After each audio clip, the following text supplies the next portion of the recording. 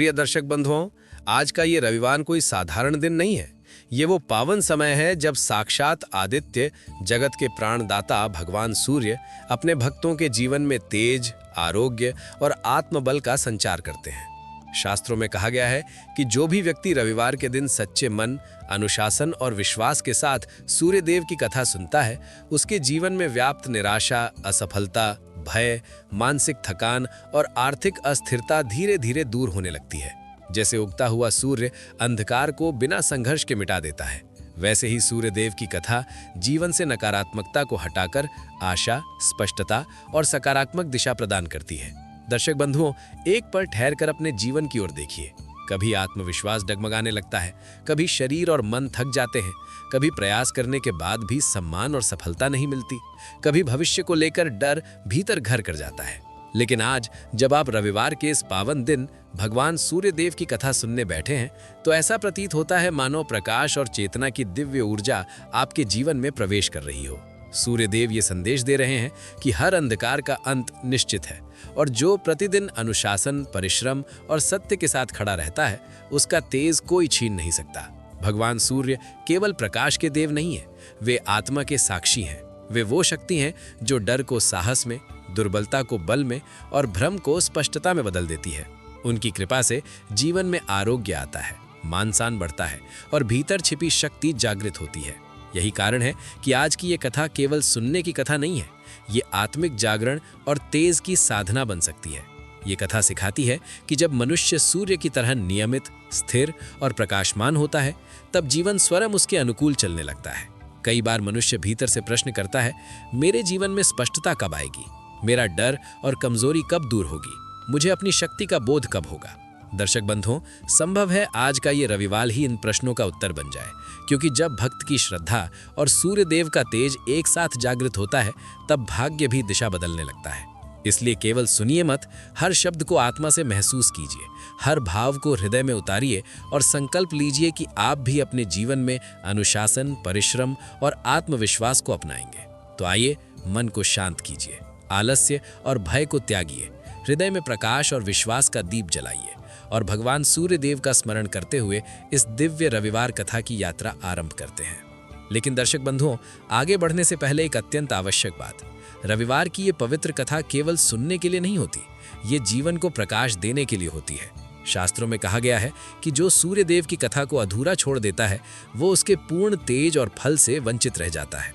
इसलिए निवेदन है कि आज की इस कथा को अंत तक अवश्य सुने। हो सकता है कथा का कोई एक भाव, कोई एक वाक्य या कोई एक संदेश आपके जीवन से भय, दुर्बलता और अंधकार को सदा के लिए दूर कर दे।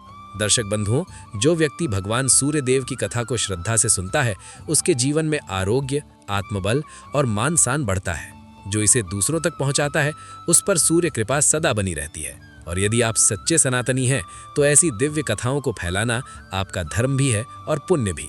इसलिए इस वीडियो को प्रेम से लाइक करें, अपने परिवार और मित्रों के साथ साझा करें और हमारे चैनल सनातन आराध्या को सब्सक्राइब करना न भूलें, ताकि हर रविवार आपको भगवान सूर्य देव की दिव्य कथाएं और जीवन को प्रकाश देने वाले संदेश मिलते रहें। तो आइए, श्रद्धा, नियम और विश्वास के साथ भगवान सूर्य देव का स्मरण करते हुए इस पावन रविवार कथा की शुरुआत करते हैं।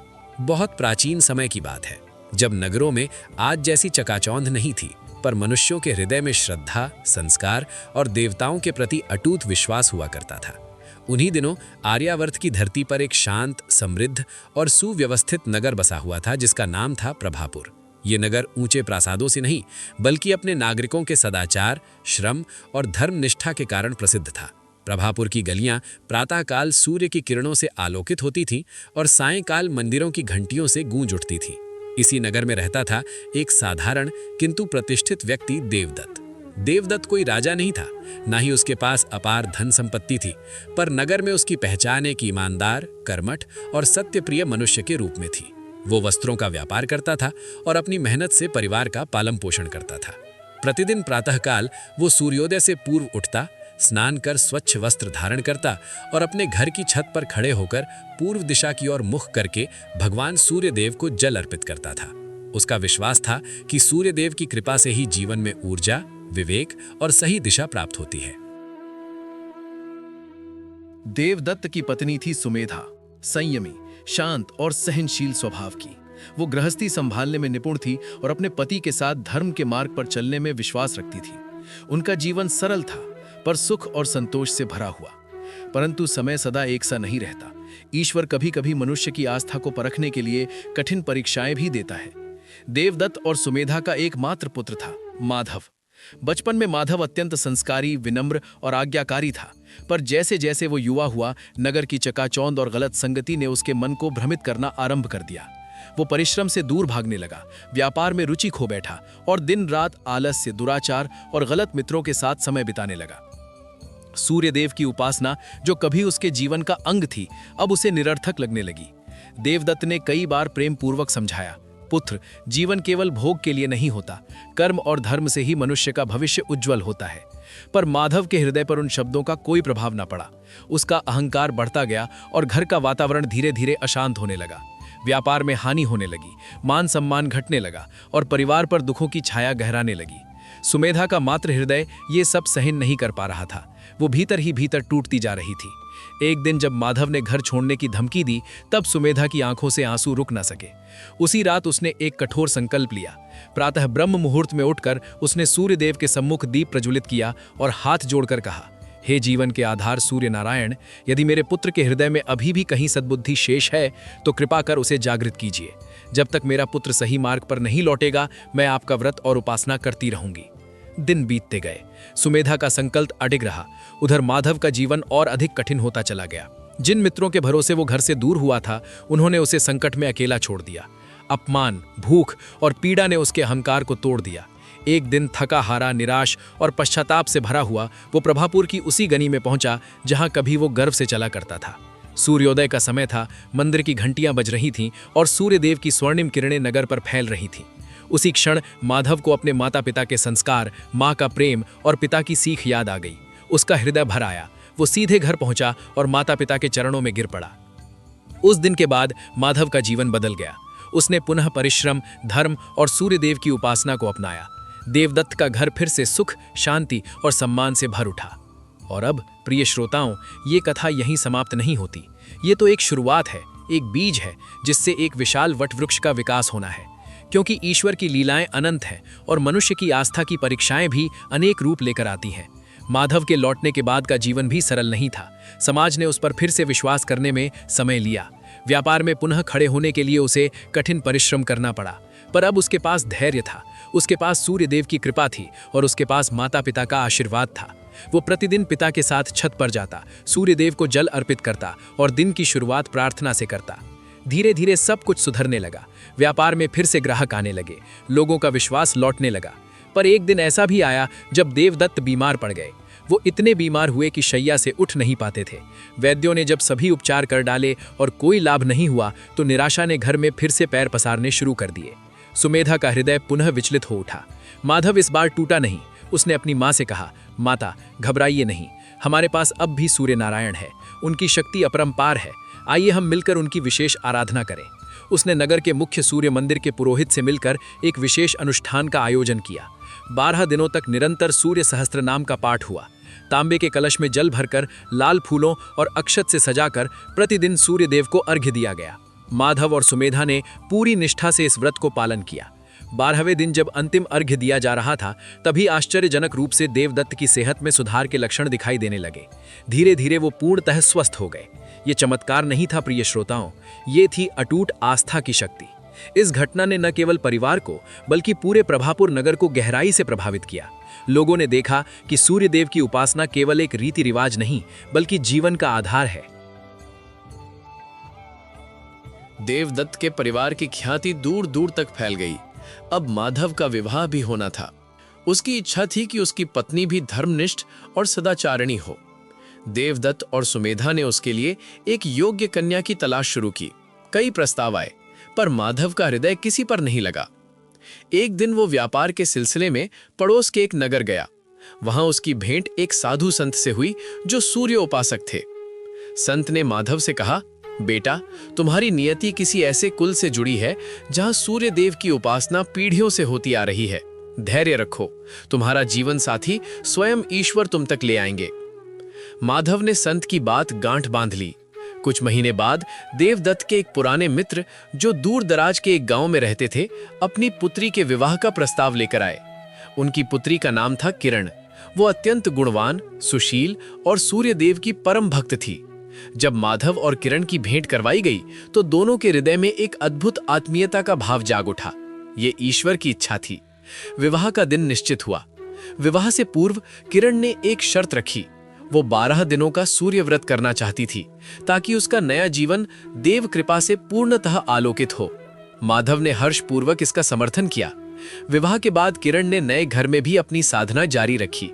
वो प्रतिदिन सूर्योदय से पहले उठकर घर की सफाई करती, स्नान करके पूजन सामग्री तैयार करती और फिर परिवार के साथ मिलकर सूर्यार्घ्य देती। उसके आगमन से घर में और भी अधिक सकारात्मक ऊर्जा का संचार हुआ। कुछ समय बाद किरण ने एक पुत्र को जन्म दिया। उसका नाम रखा गया आदित्य। आदित्य बचपन से ही अत्यंत तेजस्वी और बुद्धिमान था। वो दादा दादी और माता पिता से धार्मिक कथाएं सुनना पसंद करता था। जब वो 6 वर्ष का हुआ तो उसकी उपनयन संस्कार की रस्म हुई। इस अवसर पर देवदत्त ने एक भव्य यज्ञ का आयोजन किया जिसमें नगर के सभी लोग आमंत्रित थे। यज्ञ के अंत में देवदत्त ने सभा को संबोधित करते हुए कहा, भाइयों और बहनों, जीवन में ऊपर उठने और गिरने के अनेक अवसर आते हैं, पर यदि हृदय में ईश्वर के प्रति श्रद्धा का दीपक जलता रहे तो अंधकार कभी भी स्थायी नहीं हो सकता।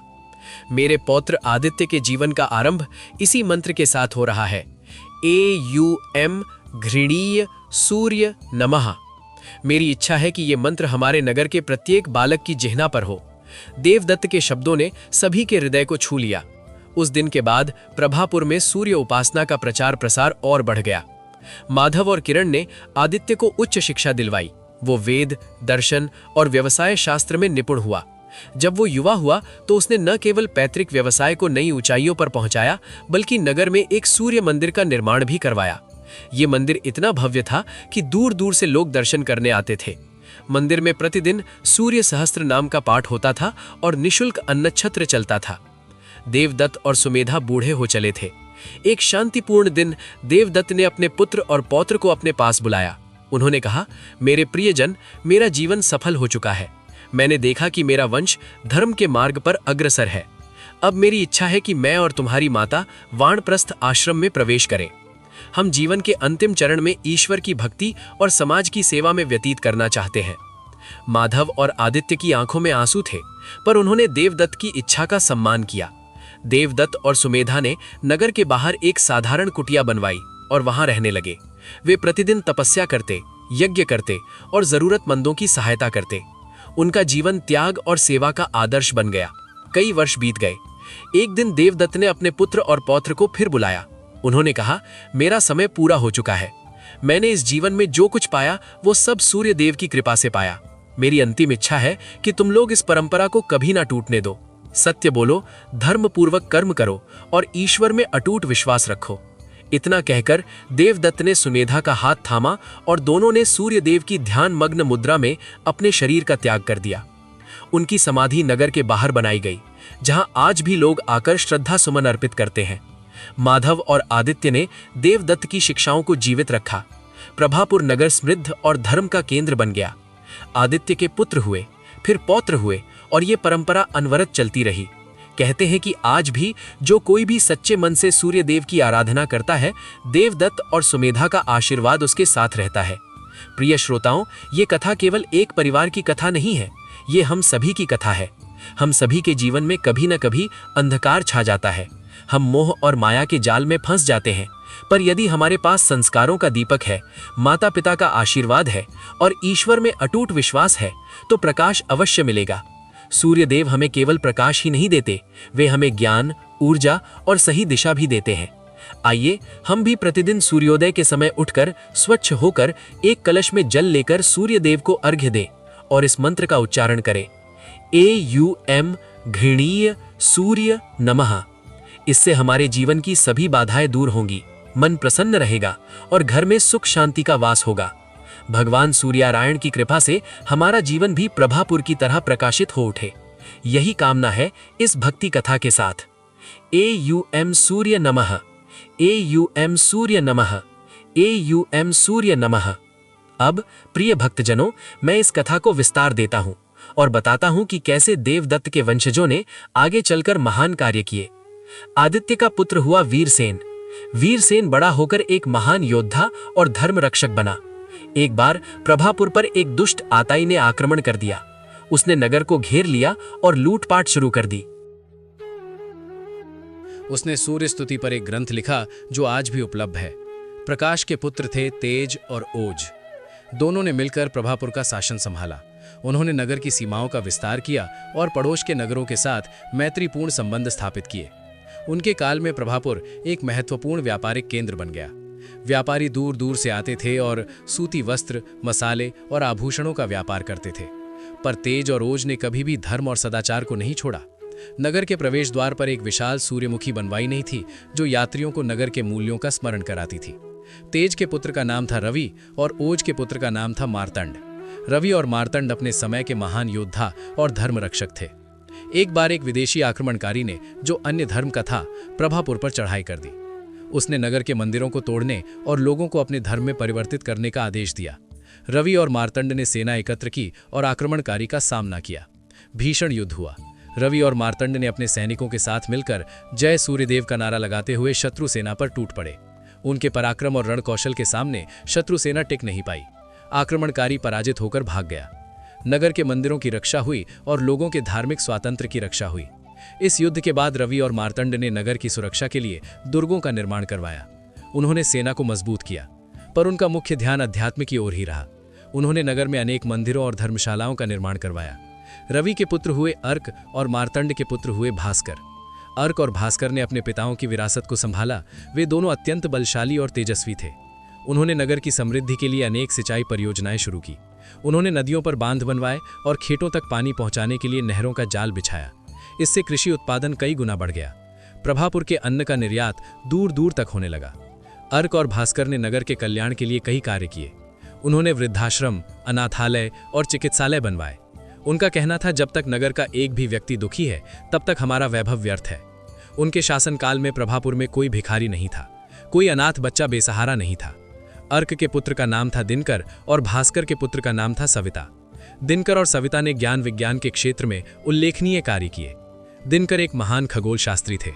उन्होंने एक वेधशाला का निर्माण करवाया जहां से तारों और ग्रहों का अध्ययन किया जाता था। उन्होंने सूर्य ग्रहण और चंद्र ग्रहण की सटीक गणना करने की विधि विकसित की। सविता एक महान चिकित्सक थे। उन्होंने सूर्य की किरणों से रोगों के उपचार की विधि खोज निकाली। उन्होंने एक आयुर्वेदिक चिकित्सालय स्थापित किया जहां जड़ी बूटियों और सूर्य तप्त जल से रोगियों का इलाज किया जाता था। दिनकर और सविता के कार्यों ने प्रभापुर को ज्ञान विज्ञान का केंद्र बना दिया। दूर दूर से विद्यार्थी यहां अध्ययन करने आते थे। दिनकर के पुत्र हुए प्रभाकर और सविता के पुत्र हुए विभासु। प्रभाकर और विभासु ने कला और साहित्य को संरक्षण दिया। प्रभाकर स्वयं एक कुशल वास्तुकार थे। उन्होंने नगर में अनेक सुंदर इमारतें बनवाई, जिनमें सूर्य मंदिर सबसे भव्य था। इस मंदिर का शिखर सोने से मढ़ा हुआ था और गर्भगृह में एक विशाल सूर्य मूर्ति स्थापित थी। विभासु एक महान कवि थे। उन्होंने सूर्यदेव की स्तुति में अनेक भजन और स्तोत्र लिखे। उनकी रचनाएं आज भी भक्ति भाव से गाई जाती हैं। प्रभाकर और विभासु के काल में प्रभापुर कला और संस्कृति का केंद्र बन गया। यहाँ नृत्य, संगीत और नाटक के कार्यक्रम होते थे। लोग सद्भाव और उल्लास के साथ रहते थे। प्रभाकर के पुत्र का नाम था आतप और विभासु के पुत्र का नाम था धर्म। आतप और धर्म ने नगर की आध्यात्मिक उन्नति पर ध्यान दिया। उन्होंने नगर में अनेक साधना केंद्र स्थापित किए जहां लोग ध्यान और योग सीख सकते थे। उन्होंने सूर्य नमस्कार के 12 आसनों का प्रचार किया जो शारीरिक, मानसिक और आध्यात्मिक स्वास्थ्य के लिए लाभकारी है। आतप और धर्म ने यात्रा करके दूर दूर के गांवों में सूर्य उपासना का प्रचार किया। उनके प्रयासों से सूर्य भक्ति का प्रसार पूरे क्षेत्र में हुआ। लोग प्रतिदिन सूर्योदय और सूर्यास्त के समय प्रार्थना करने लगे। आतप के पुत्र हुए मिरिर और धर्म के पुत्र हुए रश्मि। मिरिर और रश्मि अंतिम शासक थे जिनका उल्लेख हमारे पुराणों में मिलता है। उनके समय में प्रभापुर अपनी चरम समृद्धि पर था, पर फिर समय का चक्र घूमा। एक भीषण महामारी फैली जिसमें नगर के अनेक लोगों की मृत्यु हो गई। फिर भूकंप आया जिसने नगर के अनेक भवनों को नष्ट कर दिया। प्रकृति के कोप के सामने मनुष्य का वैभव टिक नहीं पाया। मिरिर और रश्मि ने हिम्मत नहीं हारी। उन्होंने लोगों को एकत्र किया और कहा, प्रभापुर वासियों, हमारे नगर ने अनेक संकट देखे हैं। हर बार हमने ईश्वर पर विश्वास करके उनका सामना किया है। आज फिर से वही समय है। आइए हम सब मिलकर नगर का पुनर्निर्माण करें। लोगों ने उनका साथ दिया। नगर का पुनर्निर्माण हुआ, पर पहले जैसा वैभव नहीं लौटा। धीरे धीरे प्रभापुर का महत्व कम होता गया। व्यापार मार्ग बदल गए, नए नगर बस गए। मिरर और रश्मि के बाद उनके वंशजों ने नगर का शासन संभाला, पर वे केवल नाम मात्र के शासक रह गए। समय बीतता गया, सैकड़ों वर्ष बीत गए। प्रभापुर अब एक छोटा सा गांव बन चुका था। पर देवदत्त के वंशज अभी भी वहीं रहते थे। वे अब साधारण किसान थे, पर उनके घर में सूर्य देव की पूजा अभी भी होती थी। उनके पास अपने पूर्वजों की गाथाएं थीं, जिन्हें वे बच्चों को सुनाते थे। एक दिन एक तीर्थ यात्री उस गांव से गुजरा। वो एक विद्वान और साधक था। उसने गांव के बुजुर्गों से प्रभापुर के इतिहास के बारे में सुना। वो अचंभित रह गया। उसने कहा, यह तो अद्भुत है, इस छोटे से गांव में इतना गौरवशाली इतिहास छिपा हुआ है। तीर्थयात्री ने गांव वालों को प्रेरित किया कि वे अपने पूर्वजों की विरासत को संजोए रखें। उसने गांव में एक छोटा सा मंदिर बनवाया और देवदत्त से लेकर मिहिर रश्मि तक के सभी पूर्वजों की स्मृति में एक शिलापट स्थापित किया। उस शिलापट पर लिखा था, यहां वो धरा है जहां धर्म, ज्ञान और सेवा की ज्योति सदियों तक जलती रही। इस मिट्टी में वीरों, विद्वानों, संतों और सेवकों के संस्कार समाये हुए हैं। हे यात्री, इस स्थान से प्रेरणा लो और अपने जीवन को भी प्रकाशित करो। तीर्थयात्री ने गांव के लोगों को प्रतिदिन सूर्य उपासना करने के लिए प्रेरित किया। उसने उन्हें सूर्य नमस्कार सिखाया और सूर्य मंत्रों का जाप करना सिखाया। धीरे धीरे गांव फिर से जीवंत हो उठा। लोगों के जीवन में सुख शांति लौट आई। आज प्रिय श्रोताओं, वो गांव अभी भी अस्तित्व में है। वहां के लोग आज भी सूर्य देव की उपासना करते हैं। वे प्रतिदिन सूर्योदय के समय नदी के किनारे एकत्र होते हैं और सामूहिक रूप से सूर्यार्घ्य देते हैं। उनका विश्वास है कि देवदत्त और सुमेधा का आशीर्वाद आज भी उनके साथ है। और हे भक्तजन, इस कथा से हमें क्या शिक्षा मिलती है? पहली शिक्षा, आस्था अटूट होनी चाहिए। देवदत्त और सुमेधा ने कभी भी ईश्वर पर से विश्वास नहीं खोया, चाहे परिस्थितियां कितनी भी विपरीत क्यों ना हो। दूसरी शिक्षा, संस्कार अमूल्य होते हैं। माधव ने भले ही कुछ समय के लिए गलत मार्ग पकड़ लिया, पर अंततः संस्कारों ने ही उसे सही रास्ते पर लौटा दिया। तीसरी शिक्षा, धर्म के मार्ग पर चलने वाले का वंश कभी नष्ट नहीं होता। देवदत्त के वंशजों ने सैकड़ों वर्षों तक धर्म, ज्ञान और सेवा का डंका बजाया। चौथी शिक्षा, सूर्य उपासना केवल एक रीति नहीं, बल्कि जीवन शक्ति का स्रोत है। इससे शारीरिक, मानसिक और आध्यात्मिक लाभ होते हैं। पांचवी शिक्षा, अंततः ईश्वर की कृपा सबसे बड़ी संपदा है। धन, वैभव और शक्ति नश्वर है, पर ईश्वर की कृपा शाश्वत है। प्रिय भक्तजन, आइए हम भी इस कथा से प्रेरणा लें। हम भी अपने जीवन में धर्म, संस्कार और ईश्वर भक्ति को प्रमुख स्थान दें। हम प्रतिदिन सूर्य देव को अर्घ्य दें और इस मंत्र का जाप करें, ओम ह्रीम ह्रीम सूर्य सहस्त्र किरणाय मनोवांछित फलम देहि दे स्वाहा। इस मंत्र के नियमित जाप से सभी मनोकामनाएं पूर्ण होती हैं, समस्त कष्ट दूर होते हैं और जीवन आनंदमय बनता है। अब मैं इस कथा को और भी विस्तार देता हूं। सुनिए कैसे देवदत्त के वंशज आधुनिक युग में भी अपनी परंपरा को जीवित रखे हुए हैं। कल्पना कीजिए, आज का समय है। प्रभापुर अब एक आधुनिक शहर है, पर उसके पुराने हिस्से में आज भी देवदत्त के वंशज रहते हैं। उनमें से एक है अरुण कुमार। अरुण कुमार एक इंजीनियर है। वे एक बहुराष्ट्रीय कंपनी में काम करते हैं। उनका जीवन बहुत व्यस्त है। प्रोजेक्ट, मीटिंग, डेडलाइन, इन सब के बीच वे अपने पारंपरिक मूल्यों को कैसे जीवित रखते हैं? अरुण कुमार प्रतिदिन सुबह 5 बजे उठते हैं। वे स्नान करके तैयार होते हैं और अपने फ्लैट की बालकनी में जाकर पूर्व दिशा की ओर मुख करके सूर्य देव को जल अर्पित करते हैं। उनकी पत्नी प्रियंका और बच्चे आदित्य और अनन्या भी उनके साथ होते हैं। पूरा परिवार मिलकर सूर्य मंत्रों का उच्चारण करता है। इसके बाद वे सूर्य नमस्कार के 12 आसन करते हैं। फिर नाश्ता करके अपने अपने काम पर चले जाते हैं। अरुण कुमार के ऑफिस में सभी उनके अनुशासन और सकारात्मक ऊर्जा के कायल हैं।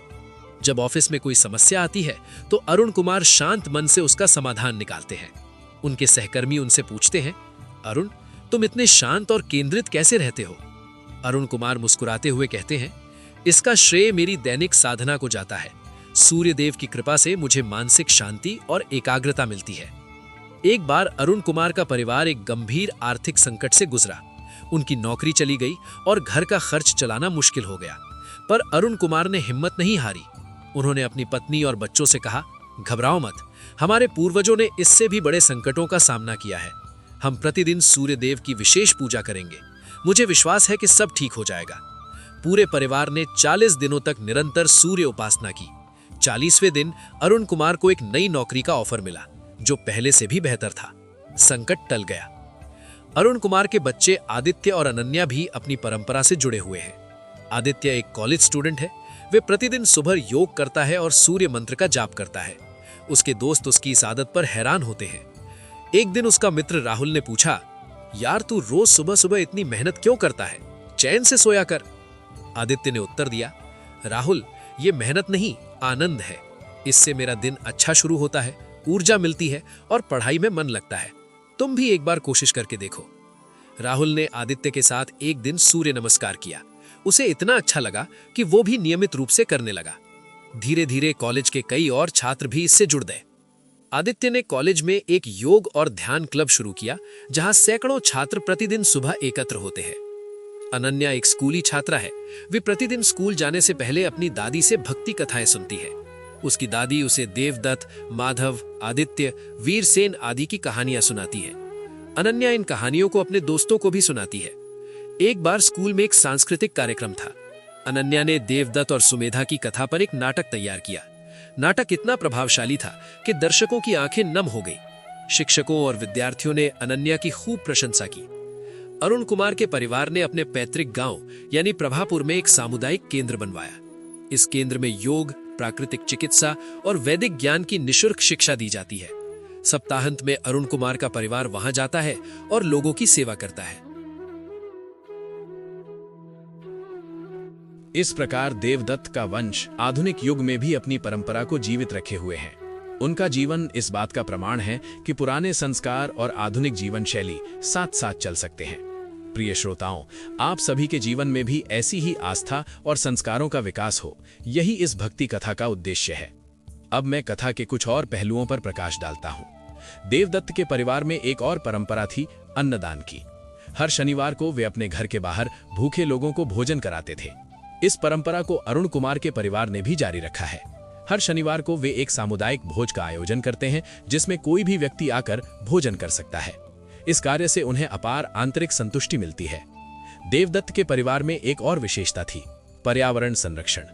वे पेड़ लगाते थे, जलाशयों की सफाई करते थे और पशु पक्षियों की देखभाल करते थे। अरुण कुमार ने इस परंपरा को भी आगे बढ़ाया है। उन्होंने अपने परिसर में एक छोटा सा उद्यान बनवाया है, जहां विभिन्न प्रकार के पेड़ पौधे हैं। वे पक्षियों के लिए दाना और पानी रखते हैं। उनके बच्चे भी पर्यावरण के प्रति जागरूक हैं। देवदत्त के परिवार की एक और महत्वपूर्ण परंपरा थी ज्ञान का आदान प्रदान। वे विद्वानों का सम्मान करते थे और ज्ञान के प्रसार में सहयोग देते थे। अरुण कुमार भी इस परंपरा को निभा रहे हैं। वे नियमित रूप से एक पुस्तकालय को दान देते हैं और गरीब बच्चों की शिक्षा में सहायता करते हैं। प्रिय भक्तजन, देखा आपने एक छोटी सी भक्ति कथा कैसे एक महान परंपरा का प्रतीक बन गई। देवदत्त और सुमेधा की आस्था ने न केवल उनके अपने जीवन को बल्कि सैकड़ों पीढ़ियों के जीवन को प्रकाशित किया और ये परंपरा आज भी जारी है।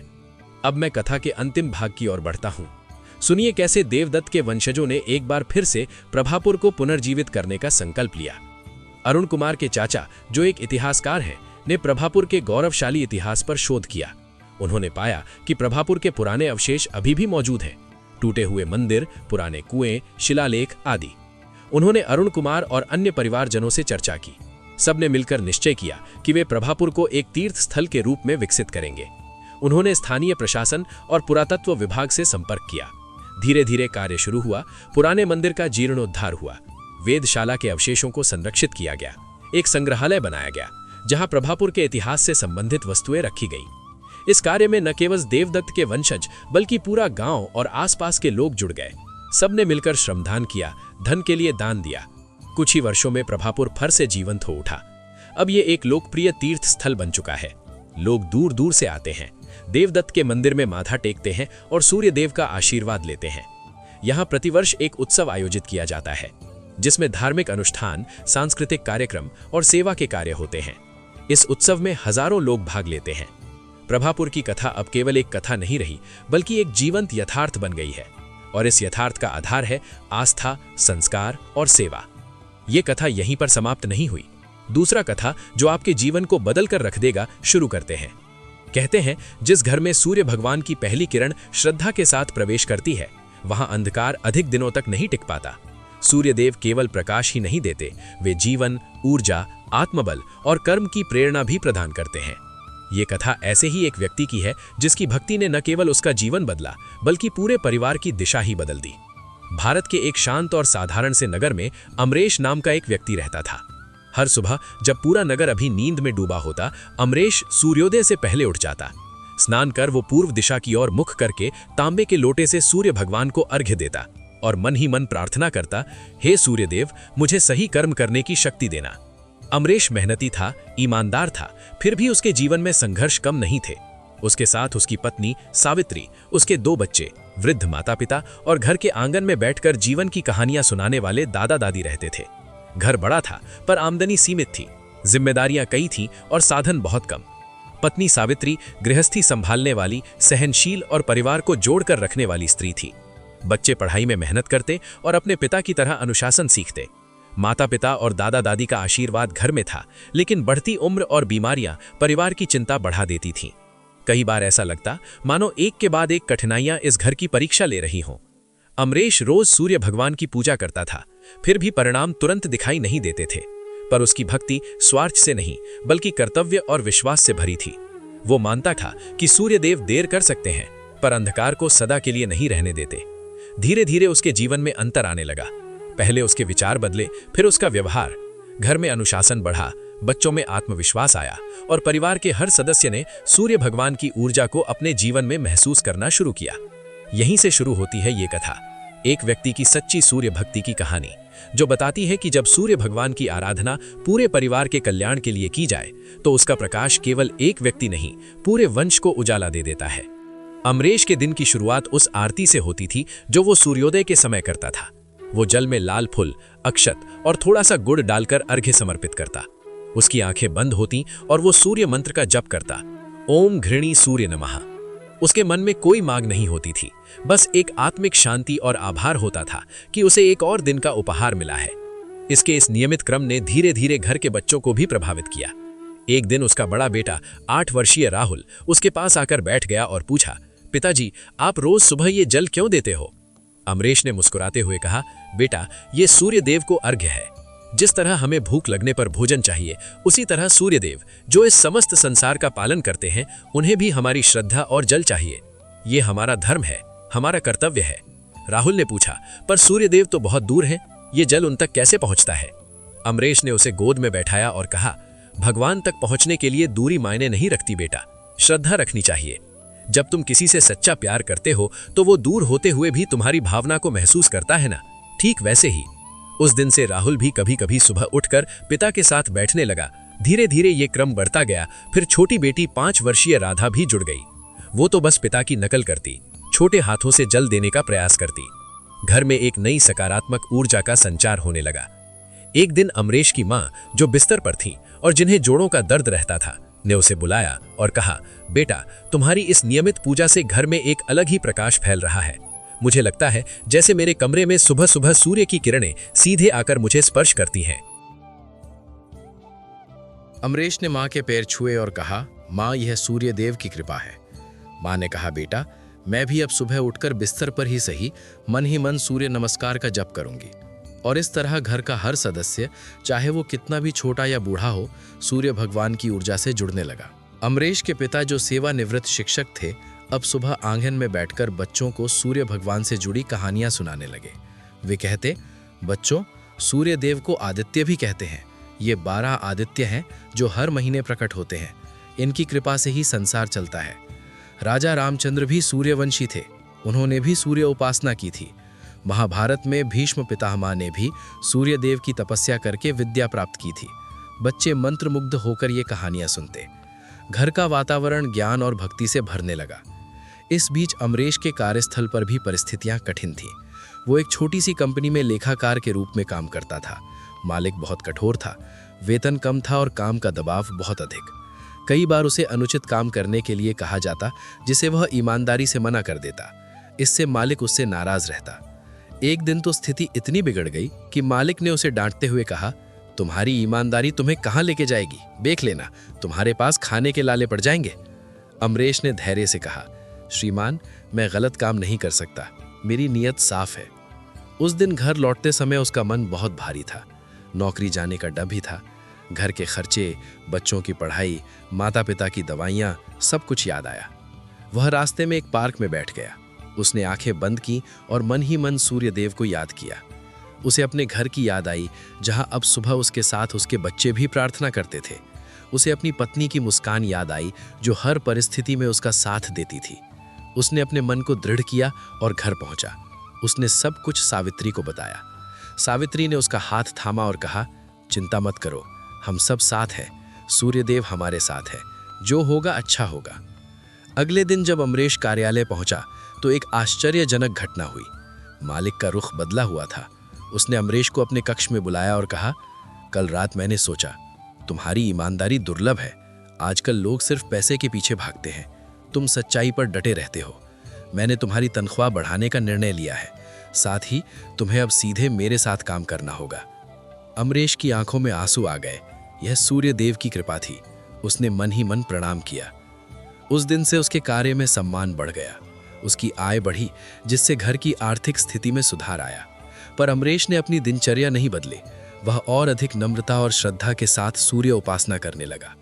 अब वह केवल अर्घ्य ही नहीं, बल्कि सूर्य सहस्त्र नाम और आदित्य हृदय स्तोत्र का पाठ भी करने लगा। एक रविवार की सुबह जब पूरा परिवार इकट्ठा था, दादाजी ने एक पुरानी पोथी निकाली और कहा, आज मैं तुम सबको सूर्य भगवान की महिमा के बारे में विस्तार से बताऊंगा। सब बैठ गए। दादाजी ने कहा, सूर्य देव को जगत की आत्मा कहा गया है।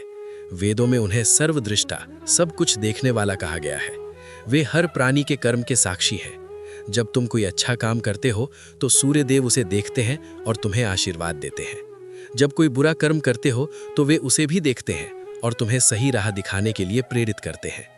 सूर्य की किरणें न केवल शरीर को स्वस्थ रखती हैं, बल्कि मन को भी पवित्र करती हैं। इसीलिए सनातन परंपरा में सूर्योदय और सूर्यास्त के समय संध्या वंदन का विधान है। बच्चों ने पूछा, दादाजी, सूर्यदेव का वाहन क्या है? दादाजी ने कहा, सूर्यदेव 7 घोड़ों के रथ पर सवार होकर आकाश में भ्रमण करते हैं। ये 7 घोड़े 7 रंगों के प्रतीक हैं और 7 चक्रों का भी प्रतिनिधित्व करते हैं। उनके सारथी हैं अरुण देव, जो भगवान विष्णु के वाहन गरुड़ के भाई हैं। सूर्यदेव की 2 पत्नियां हैं, संझा और छाया। संझा के पुत्र हैं शनिदेव और यमराज, और छाया के पुत्र हैं सावर्ण, मनु और सृष्टिसर। इसलिए सूर्यदेव को शनिदेव और यमराज का पिता भी माना जाता है। राधा ने पूछा, दादाजी, क्या सूर्यदेव के बिना हम नहीं रह सकते? दादाजी ने उसे गोद में उठाते हुए कहा, नहीं बेटी, बिल्कुल नहीं। सूर्यदेव के बिना ये धरती बर्फ का गोला बन जाएगी। पेड़ पौधे नहीं उगेंगे, अन्न नहीं पैदा होगा, सब कुछ अंधकारमय हो जाएगा। इसलिए हमें उनका आभार व्यक्त करना चाहिए। इस तरह घर में ज्ञान का प्रकाश फैलता गया। अमरेश अब केवल सुबह ही नहीं, बल्कि सूर्यास्त के समय भी ध्यान करने लगा। वह संध्या वंदन करता, दीपक जलाता और परिवार के सुख शांति की कामना करता। एक दिन उसके पड़ोस में रहने वाली एक विधवा बुजुर्ग महिला शांता देवी बीमार पड़ गई। उनका कोई नहीं था। अमरेश और सावित्री ने उनकी देखभाल शुरू की। अमरेश ने प्रतिदिन सूर्यदेव से प्रार्थना की कि शांता देवी शीघ्र स्वस्थ हों। वह उनके लिए भी प्रसाद लेकर जाता। 1 महीने में शांता देवी की तबीयत सुधर गई। वह रोने लगी और बोली, बेटा, तुम्हारी भक्ति और सेवा ने मुझे नया जीवन दिया है। अमरेश ने कहा, माता, यह सूर्यदेव की कृपा है, वे ही सबके रक्षक हैं। इस घटना ने पूरे मोहल्ले में अमरेश के परिवार की प्रशंसा फैला दी। लोग उनके घर आने लगे, उनकी सूर्य उपासना के बारे में जानने लगे। धीरे धीरे कई परिवारों ने भी सुबह अर्घ्य देना शुरू कर दिया। अमरेश का छोटा सा घर एक धार्मिक सत्संग का केंद्र बन गया। रविवार को लोग इकट्ठा होते और सूर्य भगवान की कथा, उनके मंत्रों का जाप करते। इससे नगर में एक सकारात्मक ऊर्जा का संचार हुआ। समय बीतता गया, बच्चे बड़े होने लगे। राहुल अब किशोरावस्था में था और राधा भी बड़ी हो गई थी। दोनों पढ़ाई में बहुत अच्छे थे। उनमें अनुशासन और संस्कार साफ दिखाई देते थे। वे अपने दादा दादी का आदर करते, पिता की बात मानते और माँ की सेवा करते। उनके स्कूल के शिक्षक भी उनके व्यवहार से प्रभावित थे। एक बार राहुल के स्कूल में एक प्रतियोगिता थी। उसे विज्ञान प्रदर्शनी में सोलर एनर्जी पर प्रोजेक्ट बनाना था। उसने अपने पिता से पूछा, पिताजी, मैं सूर्य ऊर्जा के बारे में प्रोजेक्ट बना रहा हूँ, क्या आप मेरी मदद करेंगे? अमरीश ने कहा, जरूर बेटा, पर याद रखना, सूर्य केवल ऊर्जा का स्रोत नहीं है, वो जीवन का स्रोत है। अमरीश ने राहुल को समझाया कि कैसे सूर्य की किरणों से सौर सेल बिजली पैदा करते हैं, पर साथ ही उसे सूर्य के आध्यात्मिक पक्ष के बारे में भी बताया।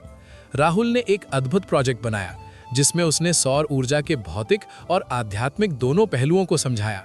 उसका प्रोजेक्ट प्रथम पुरस्कार पाया। स्कूल के प्रिंसिपल ने उसे बुलाया और पूछा, तुमने इस प्रोजेक्ट को इतना गहराई से कैसे समझा? राहुल ने नम्रता से कहा, सर, मेरे पिताजी रोज सूर्य भगवान की पूजा करते हैं। उन्होंने मुझे सूर्य देव की महिमा सिखाई है। सूर्य केवल विज्ञान नहीं, भक्ति और आस्था का भी विषय है। प्रिंसिपल अचंभित रह गए। उन्होंने अमरीश को बुलवाया और कहा, आपके संस्कारों ने आपके बच्चे को इतना उत्तम बनाया है। आपके परिवार की ये श्रद्धा अनुकरणीय है। इस तरह अमरीश के परिवार की ख्याति दूर दूर तक फैलने लगी। इस बीच अमरीश की मां का स्वास्थ्य फिर से बिगड़ा। डॉक्टरों ने जवाब दे दिया, सब निराश थे। अमरीश ने हिम्मत नहीं हारी। उसने पूरे परिवार के साथ एक अनुष्ठान शुरू किया। हर सुबह सूर्योदय से पहले पूरा परिवार आंगन में एकत्र होता। अमरीश मां के लिए विशेष प्रार्थना करता। वो सूर्य देव से विनती करता, हे प्रभु, अगर मेरी मां का समय पूरा हो गया है तो उन्हें कष्ट मत देना, और अगर उनके जीवन में अभी और समय है तो उन्हें स्वस्थ कर दो। वो मां के सिरहाने तुलसी का पत्ता और गंगा जल रख देता। 1 सप्ताह तक ये क्रम चला। 8वें दिन एक चमत्कार हुआ। मां ने आंखें खोली और पानी मांगा। धीरे धीरे वो ठीक होने लगी। डॉक्टर हैरान थे। मां ने कहा, मैंने एक स्वप्न देखा था। एक तेजस्वी पुरुष मेरे सिरहाने खड़ा था और मेरे माथे पर हाथ रखे हुए था। उनके हाथ से ऊष्मा निकल रही थी और मेरा सारा दर्द दूर हो रहा था। अमरीश समझ गया, ये सूर्य देव की कृपा थी। उसने आंखें बंद करके आभार व्यक्त किया। इस घटना ने परिवार की आस्था को और दृढ़ कर दिया। अब तो दादा दादी भी सुबह आंगन में आकर बैठने लगे थे। वृद्धावस्था में भी उनके चेहरे पर एक दिव्य तेज था। दादाजी अब रामायण और महाभारत के प्रसंग सुनाते, जिनमें सूर्य देव की महिमा गाई गई है। वे कहते, बच्चों, महाभारत के युद्ध में जब अर्जुन मोहग्रस्त हो गए थे, तब श्री कृष्ण ने उन्हें आदित्य हृदय स्तोत्र का उपदेश दिया था। उस स्तोत्र के पाठ से अर्जुन का मोह दूर हुआ और उन्होंने विजय प्राप्त की। इस स्तोत्र में सूर्य देव की सर्वोच्चता बताई गई है। अमरीश ने आदित्य हृदय स्तोत्र का पाठ नियमित रूप से शुरू कर दिया। वो इसे प्रतिदिन सुबह पढ़ता। धीरे धीरे उसका मन और अधिक शांत हो गया। उसके भीतर का अहंकार समाप्त हो गया। वो हर काम को ईश्वर का प्रसाद मानकर करने लगा। उसकी इस भावना ने पूरे परिवार को प्रभावित किया। अब घर में छोटी छोटी बातों पर झगड़े नहीं होते थे। सब एक दूसरे का सम्मान करते थे। पत्नी सावित्री ने भी मां लक्ष्मी और सूर्य देव की संयुक्त पूजा शुरू कर दी। वो शुक्रवार को विशेष भोग बनाती, जिसमें गेहूं का हलवा और केसरिया रंग के मिष्ठान्न होते। ये भोग पहले सूर्य देव को अर्पित किया जाता, फिर परिवार के सदस्य ग्रहण करते। एक बार नगर में भयंकर बाढ़ आ गई। कई घर तबाह हो गए। अमरीश का घर भी पानी में घिर गया, पर चमत्कारिक रूप से पानी घर के अंदर नहीं आया। लोगों ने देखा कि अमरीश का घर ऊंचाई पर नहीं था, फिर भी पानी नहीं घुसा। लोग इसे दैवीय चमत्कार मानने लगे। अमरीश ने कहा, ये सूर्य देव की कृपा है, उन्होंने हमारी रक्षा की है। उसने अपने घर को पीड़ित लोगों के लिए शरण स्थली बना दिया। उसने और उसके परिवार ने बाढ़ पीड़ितों की सेवा की, उन्हें भोजन दिया, कपड़े दिए।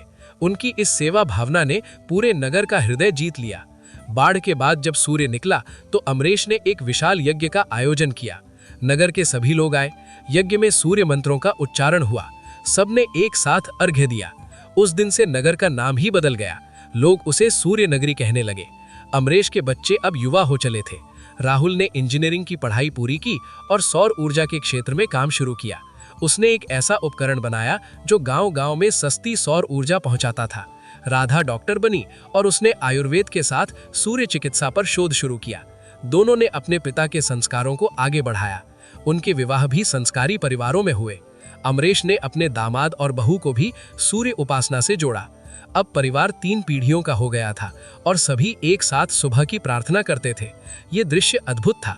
आंगन में नवजात शिशु से लेकर 90 वर्ष के दादाजी तक सभी की आंखें बंद, हाथ जुड़े सूर्य देव की महिमा गा रहे हैं। समय के साथ अमरीश और सावित्री वृद्ध हो गए, पर उनका तेज कम नहीं हुआ। उनका घर एक तीर्थ स्थान बन गया था। दूर दूर से लोग आते, उनके दर्शन करते, उनसे आशीर्वाद लेते। अमरीश हर किसी को एक ही उपदेश देता, सूर्य देव की शरण में जाओ, नियमित अर्घ्य दो, ईमानदार रहो, कर्म करो, फल की चिंता मत करो। एक दिन बहुत वृद्धावस्था में अमरीश ने महसूस किया कि उसका समय पूरा हो रहा है। उसने पूरे परिवार को बुलाया, सब उसके चारों ओर बैठ गए। अमरेश ने कहा, मेरे प्रियजनों, मेरा जीवन सार्थक हुआ। सूर्य देव की कृपा से हमने एक सुखी परिवार बनाया। मेरी अंतिम इच्छा है कि तुम सब इस परंपरा को निभाते रहो। सूर्योदय से पहले उठना, स्नान करना और सूर्य देव को अर्घ्य देना। इससे न केवल तुम्हारा जीवन प्रकाशमय होगा, बल्कि तुम्हारी आने वाली पीढ़ियां भी इस प्रकाश को पाएंगी। उसने अपने पोते पोतियों को देखा और मुस्कुराया। याद रखना, सूर्य देव साक्षी हैं, वे हर कर्म देखते हैं। सत्य बोलो, धर्म का पालन करो। उसके बाद उसने आंखें बंद की और मन ही मन सूर्य मंत्र जपने लगा। पूरा परिवार रो रहा था, पर उनके चेहरे पर दुख नहीं, आभार था कि उन्हें ऐसे पिता, दादा, पति मिला। अमरीश ने अंतिम सांस ली। उसके चेहरे पर एक दिव्य प्रकाश था, मानो सूर्य की किरणें सीधे उस पर पड़ रही हों। अंतिम संस्कार के बाद जब परिवार लौटा तो सबने देखा कि आंगन में जहां अमरीश अर्घ्य दिया करता था, वहां एक छोटा सा पौधा उगाया था, जिस पर एक सुनहरा फूल खिला हुआ था। सबने इसे अमरीश के सूर्य देव में विलीन होने का प्रतीक माना। आज भी उस नगर में अमरीश का परिवार सूर्य उपासना करता है। उनका घर प्रकाश और शांति का केंद्र है। राहुल और राधा ने अपने अपने क्षेत्रों में नाम कमाया है, पर उनकी नियमित दिनचर्या में सूर्य आराधना सबसे पहले आती है। उनके बच्चे जो अब विदेशों में पढ़ते हैं, वहां भी सूर्योदय का समय निकालकर अर्घ्य देते हैं। ये कथा सिर्फ अमरीश की नहीं, हर उस व्यक्ति की कथा है जो सूर्य देव की शरण में जाता है। सूर्य देव कभी अपने भक्तों का साथ नहीं छोड़ते, वे हर अंधकार को दूर कर देते हैं। तो हे प्रिय श्रोताओं, यदि आपके जीवन में भी अंधकार है, निराशा है, कठिनाइयां हैं, तो सूर्य देव की शरण में आइए। प्रतिदिन सूर्योदय से पहले उठिए, स्नान कीजिए, स्वच्छ वस्त्र पहनिए, तांबे के लोटे में जल लीजिए, उसमें थोड़ा लाल फूल, अक्षत और गुड़ डालिए। पूर्व दिशा की ओर मुख करके जल अर्पित कीजिए। मन ही मन प्रार्थना कीजिए, एयु सूर नमः, एम आदित्याय नमः, एम घृणी सूर नमः। हे सूर्यदेव, मुझे सही मार्ग दिखाइए, मेरे सभी कष्ट दूर कीजिए, मेरे परिवार को सुख शांति दीजिए। विश्वास रखिए, सूर्यदेव आपकी प्रार्थना अवश्य सुनेंगे। वे देर कर सकते हैं, पर अंधेरा सदा के लिए नहीं रहने देते। जिस घर में सूर्य की पहली किरण प्रवेश करती है, वहां लक्ष्मी का वास होता है। आइए हम सब प्रण करें कि हम सूर्य देव की नियमित उपासना करेंगे, अपने बच्चों को भी इसका महत्व सिखाएंगे। इससे न केवल हमारा जीवन, बल्कि हमारा समाज और राष्ट्र भी प्रकाशमय होगा। सूर्य देव की जय। हर हर महादेव। और हे प्रिय श्रोताओं, इस कथा को सुनने के लिए, अपना कीमती समय देने के लिए आप सभी का हार्दिक आभार। यदि ये कथा आपको प्रेरित कर सकी है, तो कृपया इसे अधिक से अधिक लोगों तक शेयर करें। अपने परिवार के साथ बैठकर इस पर चर्चा करें और नियमित सूर्य उपासना का संकल्प लें। आप सभी को सूर्यदेव का आशीर्वाद। प्रणाम। एयूएम सूर नमः, एयूएम सूर नमः, एयूएम सूर नमः। और देखिए, कथा यहीं समाप्त नहीं होती, क्योंकि जब सूर्य भगवान की कथा शुरू होती है तो वो अनंत हो जाती है। उसी प्रकार अमरेश की कथा भी अनंत है। अमरेश शरीर से इस संसार में नहीं है, पर उनकी आत्मा तो सूर्य देव में विलीन हो गई है। और जो आत्मा सूर्य देव में विलीन हो जाती है, वो सदा के लिए अमर हो जाती है। तो आज मैं आपको उसके बाद की कथा सुनाता हूँ। अमरेश के जाने के बाद भी उस घर में सूर्य आराधना का वही क्रम चलता रहा। अब उस घर की बागडोर राहुल और राधा के हाथ में थी। राहुल अब एक सफल इंजीनियर थे और उन्होंने अपनी एक कंपनी खोल ली थी, जिसका नाम था सूर्य प्रकाश एनर्जी सॉल्यूशंस। उनका उद्देश्य था देश के कोने कोने में, खासकर दूर दराज के गांवों में जहां बिजली नहीं पहुंचती, वहां सौर ऊर्जा पहुंचाना। उनकी पत्नी अनुराधा, जो एक शिक्षिका थी, ने भी सूर्य उपासना को अपने जीवन का अंग बना लिया था। वे प्रतिदिन सुबह उठकर घर के मंदिर में दीपक जलाती, फूल चढ़ाती और सूर्य देव के सामने प्रार्थना करती कि उनका पति सुरक्षित रहे और उसका काम समाज के कल्याण के लिए हो। राधा, जो अब डॉक्टर राधा शर्मा थी, एक बड़े अस्पताल में आयुर्वेद विभाग की प्रमुख थी। उन्होंने सूर्य चिकित्सा पर एक शोध पत्र लिखा था, जिसे अंतर्राष्ट्रीय स्तर पर सराहा गया था। उनके पति डॉक्टर अमित, जो एक ऑर्थोपेडिक सर्जन थे, भी अब सूर्य देव के भक्त बन गए थे। दरअसल शादी के बाद जब राधा ने उन्हें सूर्य आराधना के लिए प्रेरित किया, तो पहले तो वे हंसे, पर जब उन्होंने नियमित रूप से सुबह उठकर अर्घ्य देना शुरू किया, तो उन्होंने स्वयं अपने जीवन में परिवर्तन महसूस किया। उनकी ऑपरेशन थिएटर में एकाग्रता बढ़ गई, उनके हाथ और स्थिर हो गए और वे अधिक धैर्यवान बन गए। उन्होंने अपने मरीजों को भी सुबह सूर्य की रोशनी में बैठने और सूर्य नमस्कार करने की सलाह देनी शुरू कर दी। और दादा दादी, वे अब भी थे, 100 साल से ऊपर के हो चुके थे, पर उनका शरीर हड्डियों का ढांचा मात्र रह गया था, पर आंखों में वही चमक, वही तेज था। वे अब चल फिर नहीं पाते थे, इसलिए उनके कमरे की खिड़की पूर्व दिशा में खुलती थी। सुबह सूर्योदय होते ही वहां सूर्य की किरणें सीधे उनके बिस्तर पर पड़ती थीं। दादाजी उस प्रकाश को अपने हाथों में लेने का प्रयास करते, मानो आशीर्वाद ले रहे हों। दादी जी आंखें बंद करके सूर्य मंत्र का जप करती रहती। डॉक्टर कहते थे कि इतनी उम्र में भी उनकी नब्ज स्थिर है, उनका दिल मजबूत है, ये एक चमत्कार है। परिवार जानता था ये सूर्य देव की कृपा का चमत्कार है। एक बार दादाजी बहुत बीमार पड़ गए। डॉक्टरों ने कहा कि अब समय आ गया है। पूरा परिवार इकट्ठा हुआ। राहुल और राधा ने दादाजी के सिरहाने सूर्य देव की तस्वीर रख दी और एक दीपक जलाया। सब लोग रो रहे थे। तभी दादाजी ने आंखें खोली और कमजोर स्वर में कहा, रोते क्यों हो? मैं तो सूर्य देव के पास जा रहा हूँ। ये तो उत्सव का समय है। उन्होंने राहुल का हाथ थामा और कहा, बेटा, हमारे परिवार की यह परंपरा कभी मत टूटने देना। सूर्य देव हमारे कुल देवता हैं। उन्होंने हमें हर संकट से बचाया है। तुम्हें याद है ना, वो बाढ़, वो मेरी बीमारी, सब में सूर्य देव ने हमारी रक्षा की। राहुल ने आंसू पोंछते हुए कहा, हाँ दादाजी, याद है। दादाजी ने कहा, मैं तुम सबको एक राज की बात बताता हूँ। जब अमरेश छोटा था तब हमारी आर्थिक स्थिति बहुत खराब थी। मैं नौकरी खोज रहा था। एक संत मिले थे। उन्होंने मुझे सूर्यदेव की उपासना करने को कहा था। उन्होंने कहा था, सूर्यदेव की कृपा से न केवल तुम्हारी आजीविका का समाधान होगा, बल्कि तुम्हारा वंश भी उज्जवल होगा। मैंने उनकी बात मानी और नियमित सूर्य उपासना शुरू की। कुछ ही दिनों में मुझे नौकरी मिल गई और तब से ये परंपरा चली आ रही है। अमरेश ने इसे और दृढ़ता से निभाया। अब तुम लोग इसे आगे बढ़ा रहे हो, मुझे गर्व है। इतना कहकर दादाजी ने आंखें बंद कर लीं। उनके चेहरे पर एक अलौकिक प्रसन्नता थी। उन्होंने धीरे धीरे सूर्य मंत्र का उच्चारण किया। हे ओम घृणी सूर्याय नमः, हे ओम घृणी। और फिर सब कुछ शांत हो गया। उनका शरीर निष्प्राण हो गया, पर उनके चेहरे पर मुस्कान बनी रही। उस दिन भी आंगन में वही सुनहरा फूल खिला था जो अमरेश के जाने के बाद खिला था। परिवार ने इसे दादाजी के सूर्यदेव में विलीन होने का संकेत समझा। अंतिम संस्कार के बाद राहुल ने परिवार की एक सभा बुलाई। उसने कहा, हमारे दादाजी और पिताजी ने हमें एक अनमोल विरासत दी है। अब ये हमारी जिम्मेदारी है कि हम इसे न सिर्फ बनाए रखें, बल्कि इसे और विस्तार दें। मेरा प्रस्ताव है कि हम श्री सूर्य सेवा ट्रस्ट बनाएं। इस ट्रस्ट के 3 उद्देश्य होंगे। पहला, गरीब बच्चों को शिक्षा देना और उन्हें सूर्य उपासना के महत्व से अवगत कराना। दूसरा, गांव-गांव में सौर ऊर्जा पहुंचाना ताकि लोगों का जीवन प्रकाशमय हो। और तीसरा, आयुर्वेद और सूर्य चिकित्सा के माध्यम से लोगों को निःशुल्क स्वास्थ्य सेवाएं देना। सबने इस प्रस्ताव का समर्थन किया। ट्रस्ट बना, उसके लिए एक बड़ा भूखंड खरीदा गया, जहां एक विद्यालय, एक शोध केंद्र और एक छोटा अस्पताल बनाया गया। इस परिसर का नाम रखा गया श्री आदित्य धाम। उद्घाटन के दिन एक भव्य यज्ञ का आयोजन किया गया। नगर के सभी लोग, राज्य के मंत्री और कई संत उपस्थित थे। यज्ञ की अग्नि जलाई गई और हजारों लोगों ने एक साथ सूर्य सहस्त्र नाम का पाठ किया। वातावरण में दिव्यता घुल गई। उस दिन एक और चमत्कार हुआ। बादल घने थे, बारिश होने वाली थी। लोग चिंतित थे कि यज्ञ बाधित ना हो जाए, पर जैसे ही यज्ञ की अग्नि जली और सूर्य मंत्रों का उच्चारण शुरू हुआ, बादल छट गए और सूर्य की किरणें सीधे यज्ञशाला पर पड़ने लगी। सब ने इसे सूर्यदेव की उपस्थिति माना। इस घटना ने ट्रस्ट के काम को और गति दे दी। लोग दान देने लगे। कई युवा स्वयं सेवक बन गए। राधा ने अपने अस्पताल में एक विशेष क्लिनिक शुरू किया, सूर्य प्रकाश क्लिनिक। यहाँ पर रोगियों को सूर्य की रोशनी में बैठने, सूर्य नमस्कार करने और कुछ विशेष आयुर्वेदिक दवाइयाँ देने के साथ साथ मंत्रोपचार भी दिया जाता था। एक रोगी जिसे पिछले 5 साल से गठिया की बीमारी थी और वो चल फिर नहीं पाता था, उसे इस क्लिनिक में लाया गया। 3 महीने तक नियमित उपचार के बाद वो न सिर्फ चलने लगा, बल्कि उसने छोटा मोटा काम भी शुरू कर दिया। उसने कहा, डॉक्टर साहब, मुझे लगता है जैसे सूर्यदेव ने मुझे नया जीवन दिया है। राधा ने मुस्कुराकर कहा, भाई, सूर्यदेव सबको नया जीवन देते हैं, बस हमें उनकी शरण में आना चाहिए। इस बीच राहुल की कंपनी ने एक बड़ी उपलब्धि हासिल की। उन्होंने एक ऐसा सौर पैनल बनाया जो बहुत कम रोशनी में भी बिजली पैदा कर सकता था। इससे बारिश के दिनों या धुंधले मौसम में भी सौर ऊर्जा मिल सकेगी।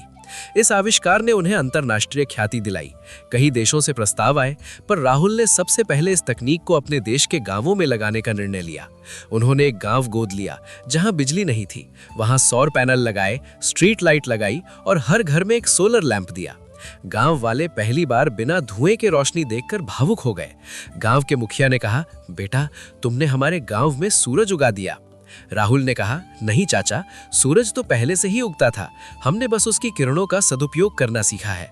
ये सब सूर्यदेव की कृपा है। और फिर एक दिन राहुल के जीवन में कठिन परीक्षा आई। उनकी कंपनी को एक बड़ा प्रोजेक्ट मिला, पर उसमें कुछ अनैतिक तरीकों से काम करने का दबाव था। एक बड़ा अधिकारी उनसे मिला और कहा, राहुल जी, ये प्रोजेक्ट आपकी कंपनी को अरबों का मुनाफा दे सकता है, बस आपको यहाँ वहाँ कुछ छोटे मोटे समझौते करने होंगे, कोई देखने वाला नहीं है। राहुल ने साफ मना कर दिया। उस अधिकारी ने धमकी दी, अगर आपने ये प्रोजेक्ट लेने से ना किया तो आपकी कंपनी को भविष्य में कोई भी सरकारी प्रोजेक्ट नहीं मिलेगा, आप पछताएंगे। राहुल ने धैर्य से कहा, महोदय, मेरे पिता ने मुझे सिखाया था कि ईमानदारी सबसे बड़ी पूंजी है, मैं गलत काम नहीं कर सकता, सूर्यदेव मेरे साक्षी हैं। उस दिन राहुल बहुत परेशान थे। वे सीधे श्री ओमकारेश्वर मंदिर गए, आदित्य धाम पहुंचे। वहां मंदिर में बैठकर उन्होंने सूर्यदेव से प्रार्थना की। उन्होंने आंखें बंद की और अपने पिता अमरेश को याद किया। उन्हें लगा जैसे उनके पिता उनके सामने खड़े हैं और कह रहे हैं, बेटा डरो मत, सूर्यदेव तुम्हारे साथ है, सत्य की हमेशा जीत होती है। अगले दिन एक आश्चर्यजनक खबर आई। वो अधिकारी जिसने राहुल को धमकी दी थी, भ्रष्टाचार के आरोप में गिरफ्तार कर लिया गया। पता चला कि वो लंबे समय से अनैतिक काम कर रहा था और राहुल की कंपनी को एक और बड़ा प्रोजेक्ट मिला, वो भी बिना किसी शर्त के। ये सूर्यदेव की कृपा थी। राहुल ने अपनी पत्नी से कहा, देखा, सूर्यदेव ने फिर हमारी रक्षा की। अनुराधा ने कहा, हाँ, पर यह तुम्हारी ईमानदारी की जीत है, तुमने अपने संस्कारों को नहीं छोड़ा।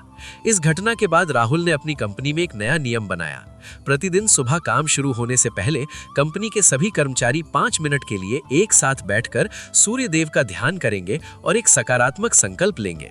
शुरुआत में कुछ लोगों ने इसका मजाक उड़ाया, पर जब उन्होंने देखा कि इससे कार्यालय का वातावरण शांत और उत्पादक हो गया है, तो वे भी इसमें शामिल हो गए। कंपनी की सफलता ने देश विदेश में उसकी चर्चा फैला दी। एक अंतर्राष्ट्रीय पत्रिका ने राहुल का इंटरव्यू लिया। पत्रकार ने पूछा, आपकी सफलता का रहस्य क्या है? राहुल ने कहा, मेरी सफलता का रहस्य मेरे पिता द्वारा सिखाई गई सूर्य उपासना है। सूर्यदेव मुझे ऊर्जा देते हैं, प्रेरणा देते हैं और सही मार्ग दिखाते हैं। मैं प्रतिदिन सुबह 4 बजे उठता हूँ, स्नान करता हूँ और सूर्यदेव को अर्घ्य देता हूँ। इससे मेरा मन शांत रहता है और मैं दिन भर के कठिन निर्णय सही ढंग से ले पाता हूँ। पत्रकार ने पूछा, क्या आप वे वैज्ञानिक होकर भी इतनी आस्था रखते हैं? राहुल मुस्कुराए, विज्ञान और आस्था में कोई विरोध नहीं है। सूर्य एक वैज्ञानिक सत्य है और सूर्यदेव एक आध्यात्मिक सत्य है। दोनों एक ही स्रोत के 2 पहलू हैं। मैं सौर ऊर्जा पर काम करता हूँ, तो क्या मैं सूर्य की महिमा को नहीं मानूं? बल्कि मेरी आस्था ने मेरे वैज्ञानिक कार्य को गहराई दी है। ये इंटरव्यू छपा तो दुनिया भर के कई लोग प्रभावित हुए। कई कंपनियों ने भी अपने यहाँ सुबह की प्रार्थना सभा शुरू कर दी। राहुल ने एक किताब भी लिखी, the power of sun, a scientific and spiritual journey. इस किताब ने बेस्ट सेलर का दर्जा पाया। इस बीच राधा के शोध को भी अंतर्राष्ट्रीय मान्यता मिली। उन्हें एक प्रतिष्ठित सम्मान के लिए चुना गया। सम्मान समारोह विदेश में था। जब राधा वहां गईं तो उन्होंने देखा कि वहां के लोग सूर्य के प्रति उतने जागरूक नहीं हैं। उन्होंने अपने स्वीकृति भाषण में कहा, मैं एक ऐसे देश से आई हूं जहां सूर्य को देवता माना जाता है। हमारे पूर्वजों ने हजारों साल पहले सूर्य की शक्ति को पहचान लिया था। आज विज्ञान भी ये मानता है कि सूर्य के बिना जीवन संभव नहीं है। मेरा शोध इस बात पर है कि कैसे सूर्य की रोशनी हमारे शारीरिक और मानसिक स्वास्थ्य के लिए लाभकारी है। मैं आप सभी से अनुरोध करती हूँ कि प्रतिदिन कुछ समय सूर्य की रोशनी में बिताएं। ये निःशुल्क औषधि है। उनके भाषण को खूब सराहा गया। कई डॉक्टरों ने उनसे संपर्क किया और अपने देशों में सूर्य चिकित्सा को बढ़ावा देने की इच्छा व्यक्त की। राधा ने एक अंतर्राष्ट्रीय संस्था बनाने का निर्णय लिया, international association of sunlight therapy. इस संस्था के माध्यम से दुनिया भर में सूर्य के स्वास्थ्य लाभों के बारे में जागरूकता फैलाई जाने लगी। इस तरह अमरीश की विरासत न केवल उसके परिवार तक बल्कि पूरे देश और विदेश तक पहुंच गई। अब उस घर में चौथी पीढ़ी भी आ गई थी। राहुल और अनुराधा के 2 बच्चे थे, एक बेटा आदित्य और एक बेटी सूर्यप्रिया। राधा और अमित के भी एक बेटा था, आर्शपा।